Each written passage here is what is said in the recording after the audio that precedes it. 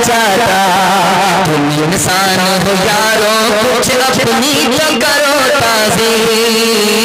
कह गए फादर इब्राहिम, कह गए फादर इब्राहिम।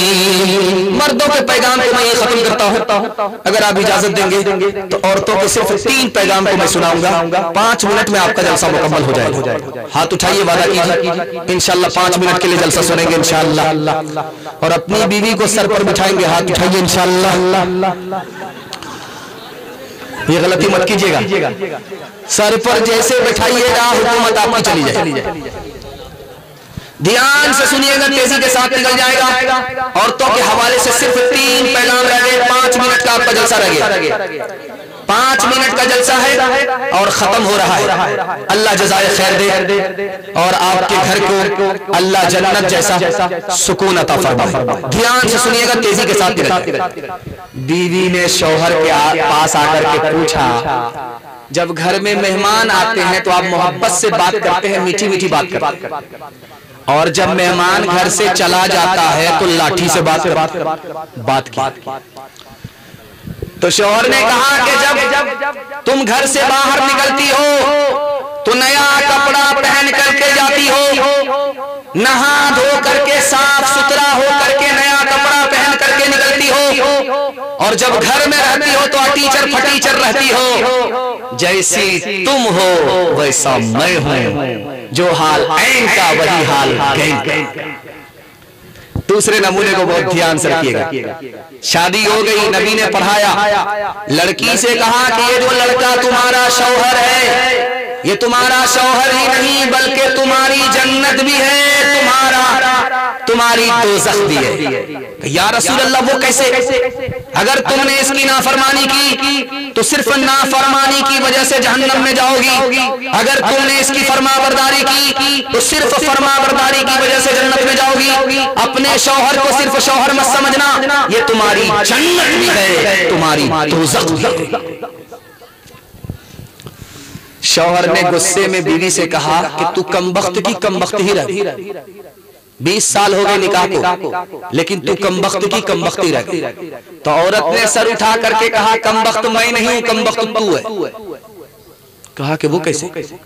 कहा तू आलिम है, तेरा निकाह जाहिल से हुआ है, और मैं जाहिल हूं, मेरा निकाह आलिम से हुआ। अब बता कमबख्त तू है या कमबख्त हम है?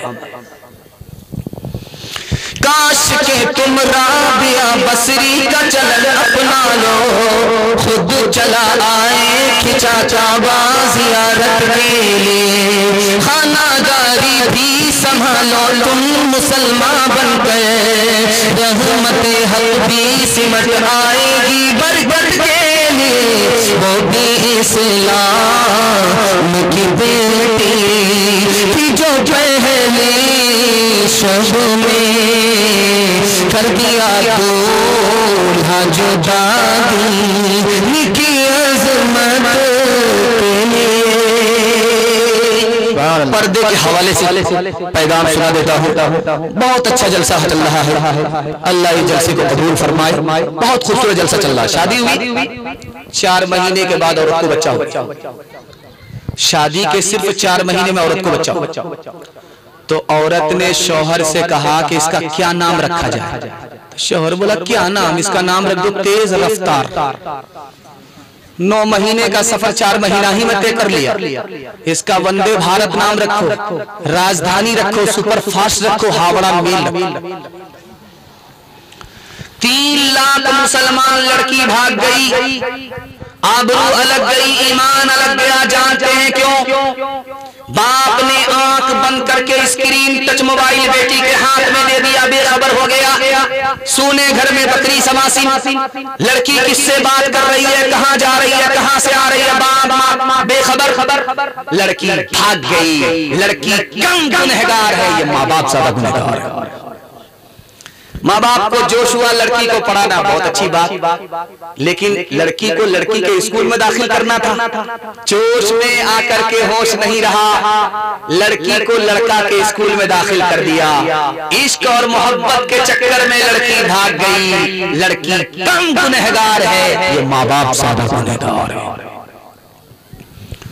डांस चल रहा था डीजे का, फातिमा नाम की लड़की डांस कर रही, तो उसने एक मिसरा पढ़ा, खुदा जाने कि किस्मत में हमारी क्या लिखा होगा, खुदा जाने कि किस्मत में हमारी क्या लिखा होगा, खुदा